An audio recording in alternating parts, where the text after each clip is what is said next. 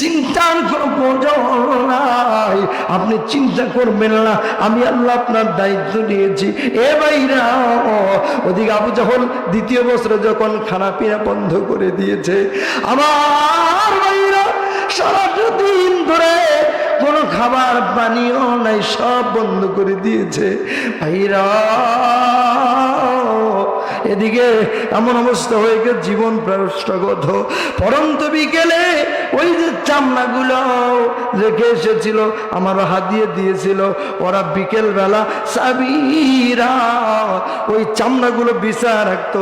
সারাটা রাত ধরে শিশির ভেজা ফোটা ফোটা পানি পড়ে পড়ে চামড়াগুলো পুরো হয়ে যেত, নরম হয়ে যেত। সেই চামড়াগুলো খেয়ে খেয়ে আমার নবীজি জীবন বাঁচিয়েছে।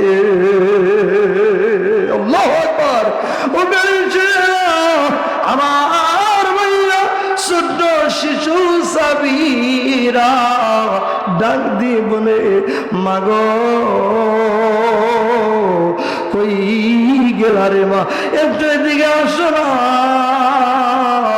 একটু দুধ দাও না রে মা। এ ভাইরা, দীর্ঘদিন খানা পিনা না খাওয়ার কারণে, পানি না থাকার কারণে আমার ভাইরা মহিলা সাবিয়াদের বুকের স্তনের দুধ শুকে গেছে। ওদিকে ছোট শিশু সাবিরা পানির অভাবে, দুধের অভাবে আমার ভাইরা তারা শাহাদাতের নজরানা পান করে আল্লাহর জান্নাতের মেহমান হয়ে গেছে। এ যুবকেরা, ভালো করে শোন, ইসলাম এসেছে তো যুবকদের রক্তের বিনিময়ে। ভালো করে শোন, 5 তারিখে ওরা ছোট শিশু আমার ভাইরা নাবালেগ বেগুনা মাসুম বাচ্চাদের দুনিয়া থেকে বিদায় করে দিয়েছে। জোরে বলেন কথা ঠিক না বেঠে? আল্লাহ কি দেখেনি? আল্লাহ দেখেছে, সেই জন্য তাদের জন্য অভয় বাণী আমার ভাই, তাদের জন্য জাহান্নামের আল্লাহ তাআলা ঘোষণাও দিয়ে রেখেছে। জোরে বলেন কথা ঠিক কিনা? আল্লাহ বলেন সূরা সাফফাতের 22 আয়াত, উশুরুল্লাযীনা যালামু ওয়াসওয়াজাহুম ওয়া মা কানু ইয়াবুদুনা মিন দুনিল্লাহি ফাহদুহুম ইলা সিরাতিল জাহিম। আল্লাহ বলে, ওসরের ফেরেশতারা তোমরা একত্র করো সবগুলোকে।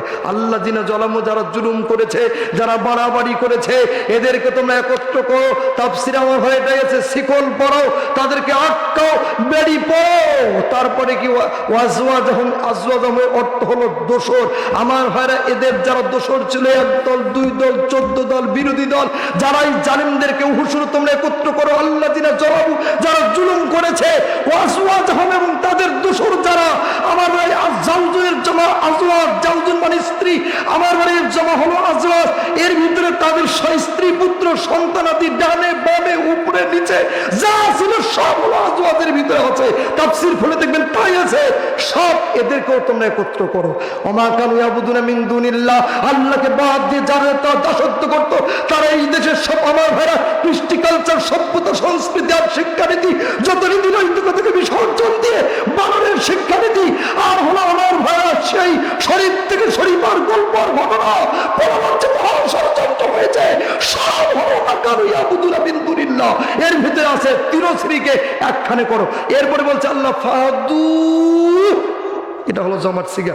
কথা আমার না আল্লাহর, জোরে বলে আমার, এটা জমার সিগা। ফাদু, তোমরা পিটাও, হুম মানে তাদেরকে পিটাও।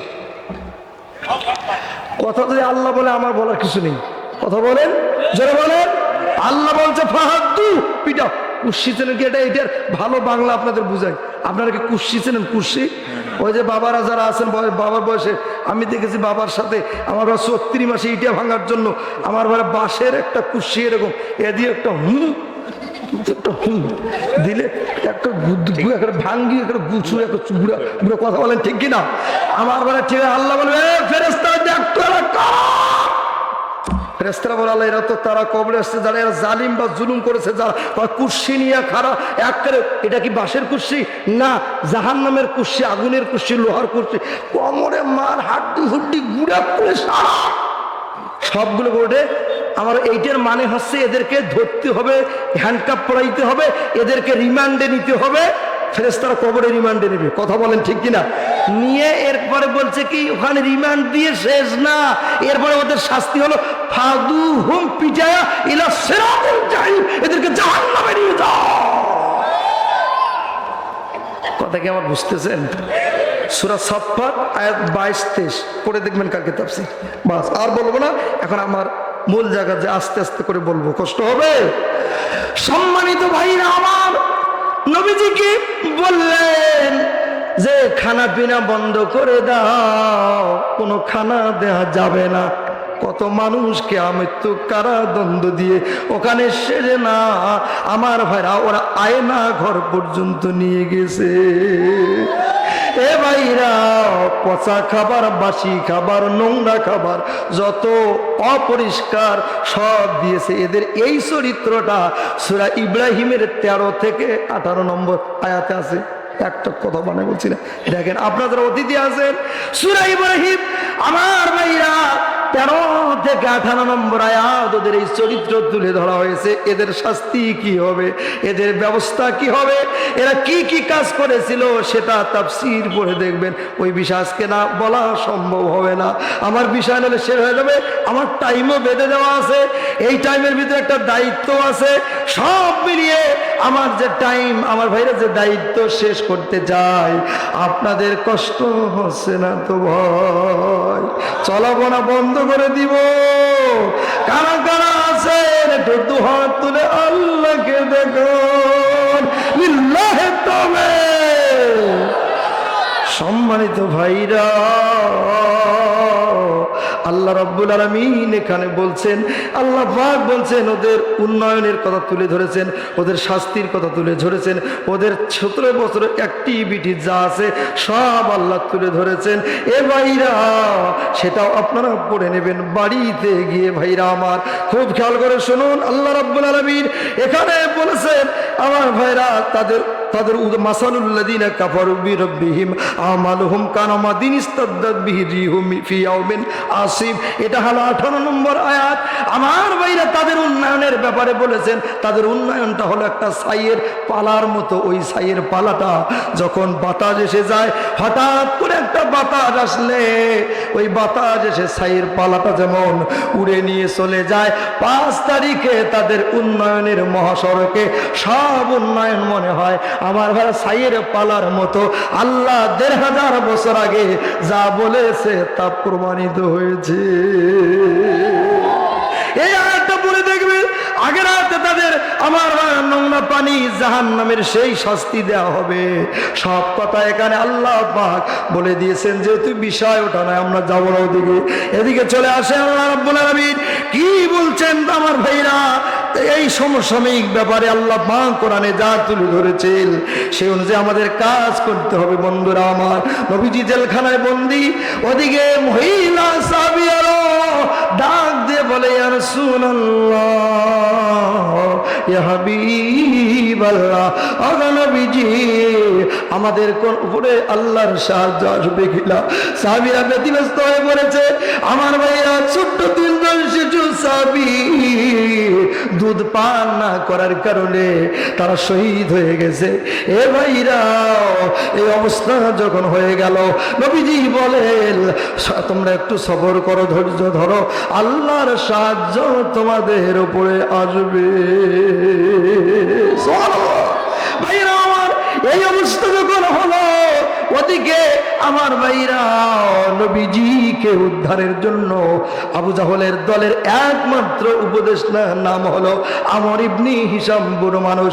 আমার ভাইরা, এবার সে নিজেই রাতের বেলা ঘুমের ঘরে উঠে ডাক দিয়ে বলে, বিবি রে, এ বিবি, আমার দেশে সবচাইতে ভালো মানুষ হলো এ বিবি মুহাম্মদ বিন আব্দুল্লাহ, বেটা মোহাম্মদ, যাকে আমরা আলামিন, সদিকুল আমিন, বিশ্বস্ত বন্ধু বলে যারা হিসাম, এত ভালো মানুষ আর হয় না।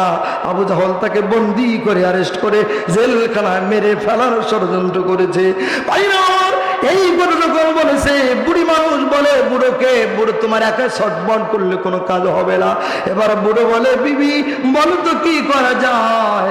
এবার বুড়ো মানুষ আসতে করে, এবার বুড়ি পরামর্শ দিচ্ছে তুমি যাও গিয়ে দেখো আর কাউকে তোমার মতো পাওয়া যায় নাকি। সুবহানাল্লাহ বলে। আমার ভাইয়েরা, বুড়ো মানুষ 85 বছর বয়সের বুড়ো, ইতিহাসে যা এসেছে সিরাত ইবনে হিশাম খুলে দেখবেন, এই সূরা ফিলের তাফসীর পড়ে আমার ভাইরা সেখানে এসেছে 57 থেকে 83 পৃষ্ঠা পড়বেন। আমার ভাইরা দাঁতিতে ভর করে আস্তে করে গিয়া শীর্ষ সন্ত্রাসী আবু জাহলের দলের আমার ভাইয়ের নাম হলো জহির ইবনে আবি উমাইয়া। বুড়ো মানুষ দরজায় নক করে বলছে বাবা জহির তুমি কি বাসায় আছো। এবার জহির আমার ভাইরা দরজা খুলে দিয়ে দেখে সর্বনাশ, কেউ না, তার দলের একমাত্র উপদেষ্টা বুড়ো মানুষ আমর ইবনে হিশাম। চাচা ঘটনাটা কি? ও চাচা জীবনে কিছু ঘটে গেছে, আপনি এসেছেন এই গভীর রজনীতে, আপনি বুড়ো মানুষ আমার বাড়িতে আসেন বসেন, নাস্তা বানিয়ে দিলেন, খাইলেন, আর বললেন চাচা কি হয়েছে বলেন। বলছে বাবা তুমি তো জানো মোহাম্মদের থেকে ভালো মানুষ এই মক্কার কেউ নেই রে বাবা। আবু জাহল করেছে, এ বাবা মায়েরা পালার ষড়যন্ত্র করেছে, এইটা কি মেনে নেওয়া যায়? বলে চাচা যে দুঃখে আপনি দুঃখিত ওই দুঃখে আমি জহির ব্যতীত। আল্লাহু আকবার বলেন। আমার ভাইরা, কোরআনে কারিমের কোন আয়াতের দুটো একই শব্দ, একই সিগা, একই মাসদারের যদি পাশাপাশি আসে, প্রথম শব্দটা যেই অর্থ হবে পরের শব্দটা সেটা প্রতিহত অর্থে ব্যবহার হবে। ওয়ামাকারু, এটা জমার চিকা, তারা ষড়যন্ত্র করলো আমার নবীকে হত্যা করার, মেরে ফেলার। ওয়ামাকারু ওয়ামাকারুল্লাহ, আমার আল্লাহ তাদের ষড়যন্ত্রকে ব্যর্থতায় পর্যবসিত করে দিয়েছেন। বলেন কথা ঠিক কিনা? আপনি মনে রাখবেন, আপনাদের বোঝাতে চাই এভাবে আমার ভাই, আপনার ঘরের কোন একটা মাকড়সা সারাটা দিন ধরে অক্লান্ত পরিশ্রম করে একটা জাল বোনালো, সেই জাল ছিন্ন করতে আপনার হাতের শাহাদাত আঙ্গুলি দিয়ে টান দিবেন, সময় লাগবে 0.1 মাইক্রোসেকেন্ড।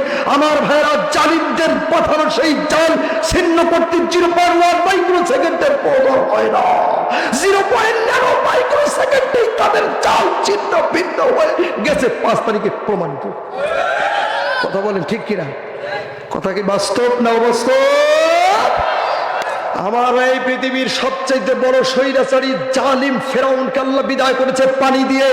সবচাইতে বড় স্বৈরাচারী জালিম বিদ্রোহী আল্লাহদ্রোহী আমার ভাইরা সেই নমরুদকে আল্লাহ বিদায় করেছে মশার কামড়ে। যখন মশাটা নাকি ঢুকেছে, আমার ভাইরা বিবিকে বলছে মাথা টিপো না। আমার ভাইরা একটা মানুষ টিপতে টিপতে তো খুব মানে কি বৃক্ত হয়ে যাচ্ছে, যতই টিপে ততই মজা লাগবে। যাও আমার সিকিউরিটি গার্ডদের নিয়ে আসো, ওদের টিপতে বলো। টিপতেছে টিপতেছে আমার ভাইরা মাকারুল্লাহ বুঝাচ্ছে, আল্লাহ যে শ্রেষ্ঠ কৌশলী।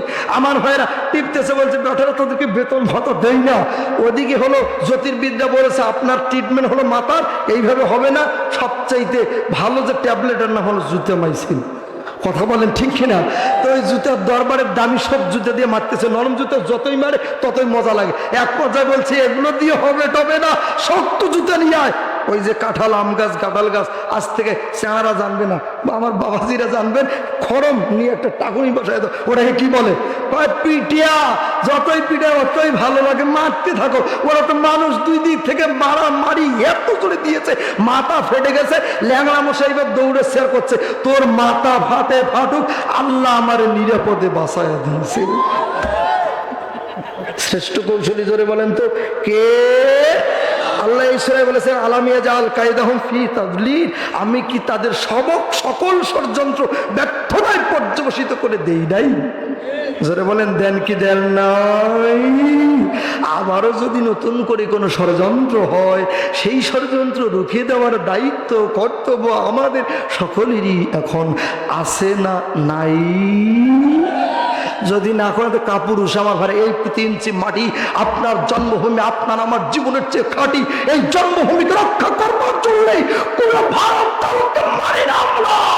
স্বাধীন সার্বভৌম বাংলাদেশ রক্ষার জন্য যদি জীবন দিতে হয়, লক্ষ্য ছাত্রে ঘুমান্ত বিবেককে জাগিয়ে তুলে ময়দানে আবার রক্ত দেওয়ার জন্য প্রস্তুত কারা কারা তো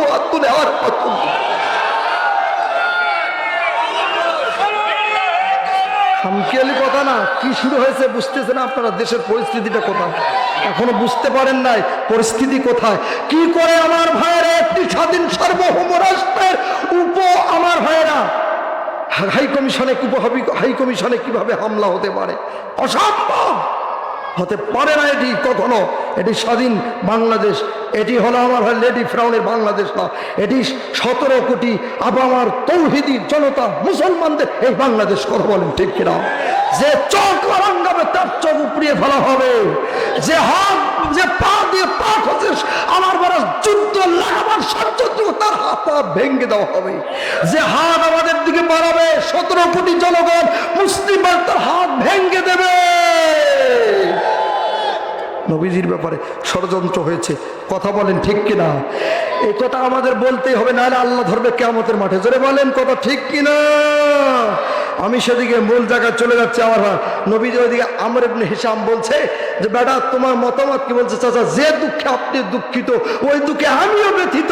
বলছে বাবা তাহলে কি? বলছে চাচা আমার মা তো মরে যাচ্ছে, গতকাল রাতে আমি যখন দরবারে ফিরে এসেছি, আমি চালাবো না বন্ধ করে দিব? আমার ঘরে একটু খেয়াল করেন। বলছে চাচা পাশের রুমে আমার মা ঘুমাচ্ছে, মা দ্বন্দ্ব হয়ে গেছে। আমার মা আমাকে বলেছে বাবারে এ বাচ্চা শোন, তুই তো আবু জাহলের দলের সবচেয়ে শীর্ষ সন্ত্রাসী ক্যাসিনো সম্রাট। কথা বলেন ঠিক কিনা? ক্যাসিনো সম্রাট ছিল না আমার ভাইয়া?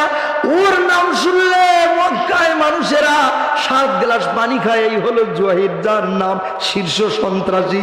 বলছে বাবা শুনেছি আবু জাহলের সবচেয়ে বড় শীর্ষ সন্ত্রাসী তুই।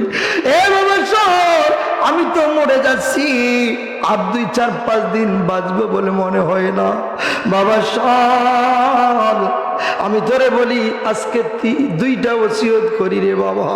1 নম্বর হলো আবু জাহলের দলটা ছেড়ে দিবি। এটা যদি করতে না পারো তাহলে আমি তো মরে যাব।